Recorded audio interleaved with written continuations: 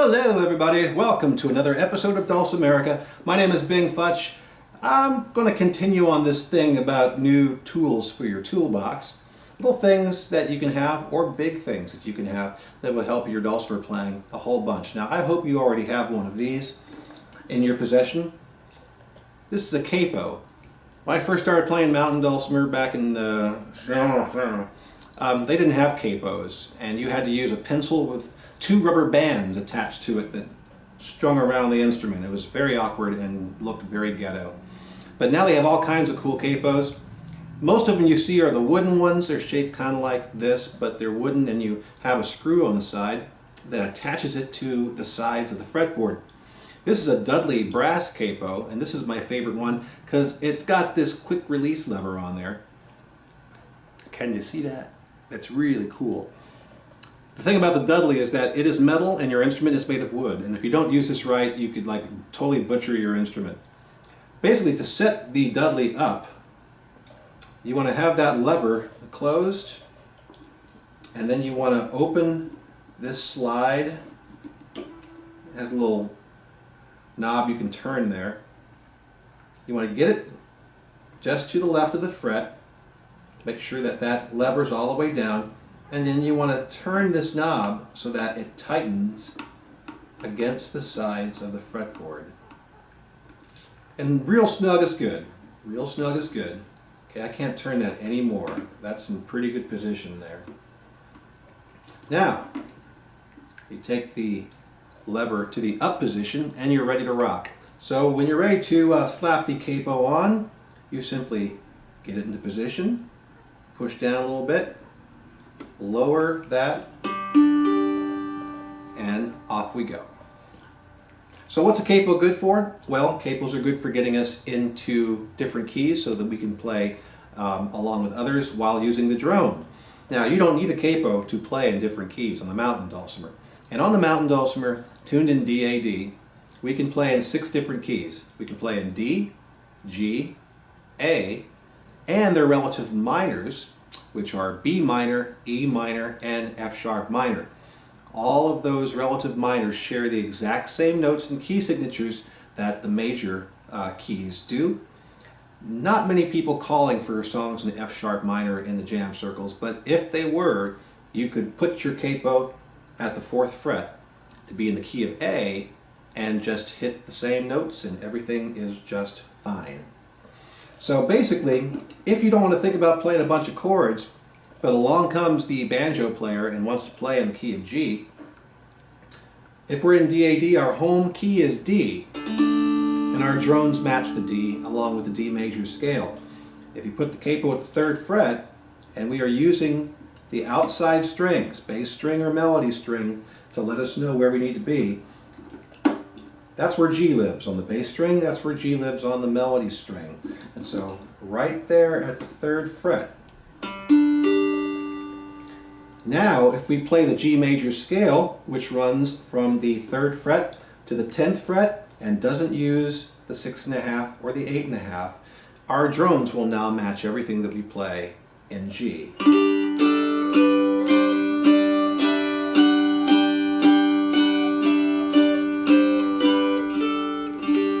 So if all you know is melody, don't worry about it. You can just simply play the melody and the drones will be just fine. Now say the fiddle player comes in and wants to play a tune in A. Remember, we're using our bass string or our melody string to let us know where we need to be. We go up 1 from the 3rd fret to the 4th fret where A lives on the bass string and the melody string. And now we have ourselves a dulcimer in the home key of A, and the drones will match, and then we can play ourselves silly with this.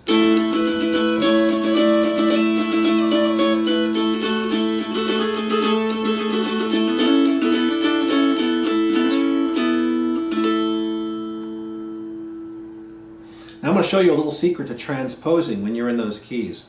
A lot of clubs play tunes in certain keys and they're used to playing in those keys and that's it.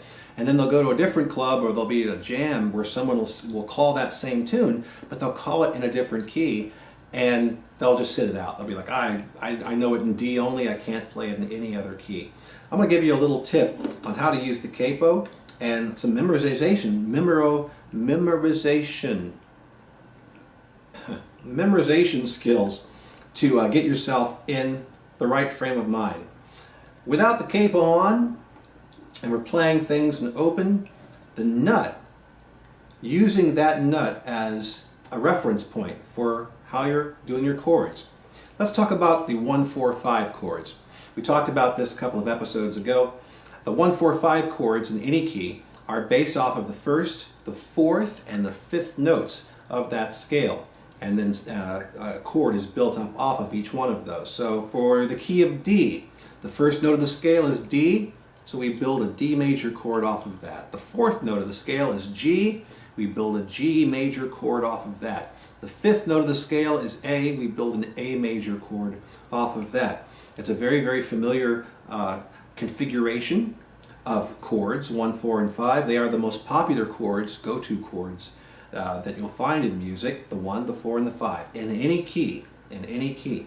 So that means D to G to A, and not necessarily in that order. You could go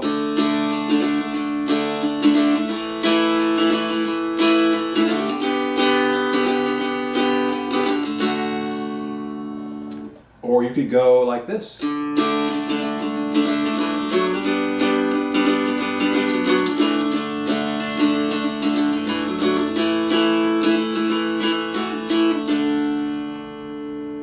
But the chords you're using are built off of the first, fourth, and fifth notes of the scale, and they are your D, G, A chords in the key of D. So if you think about the chords that we typically play when we do that, our D, for example, can be open, or we could play 2-0-0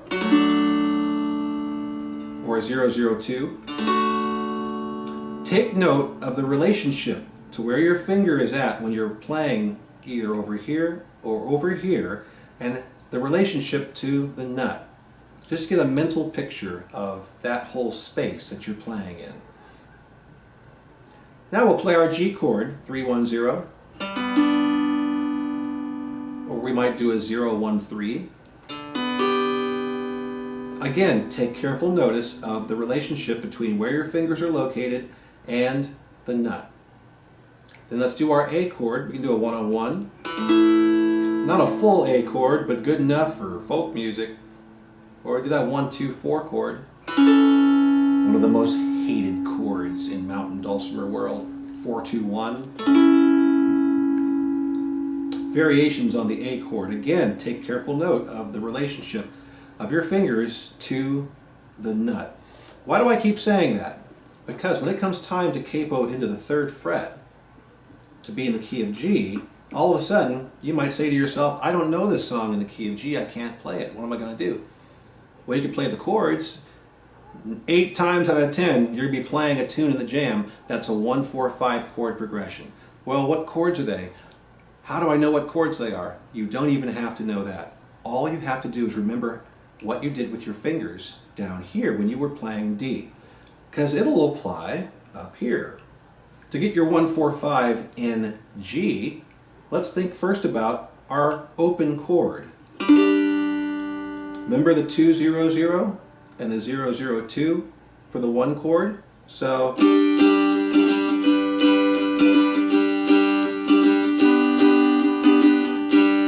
the same thing applies. We're 2 frets up.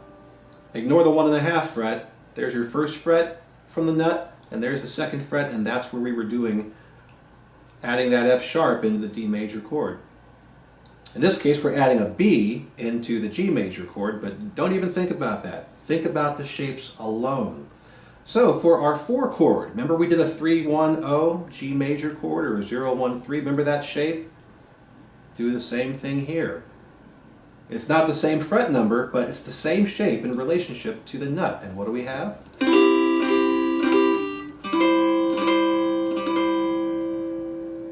Right? That's the 4 chord. Happens to be a C. And how about that 101 chord for the A? It's right next to the nut. Does it work here? Absolutely. So you could play a 1-4-5 progression by using those shapes and not even having to know what the chords are.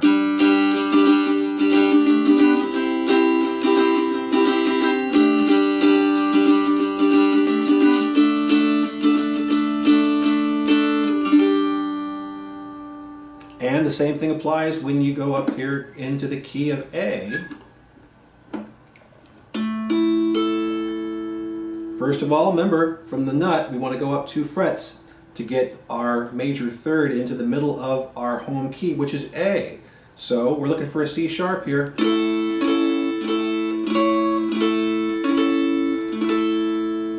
Right there. Remember our 4 shape, looking like this.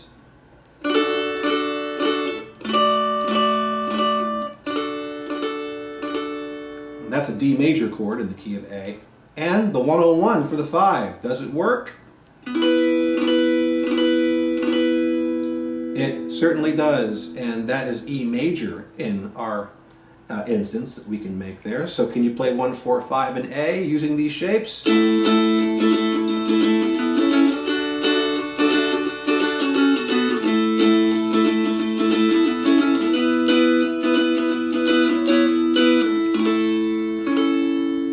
Absolutely.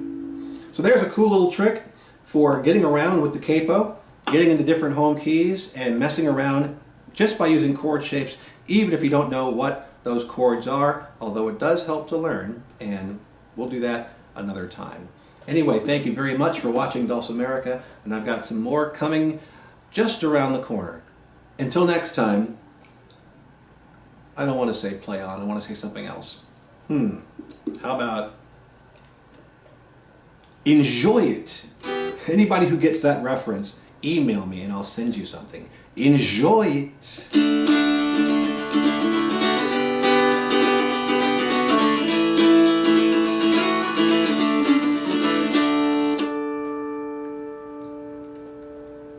I've had way too much coffee today.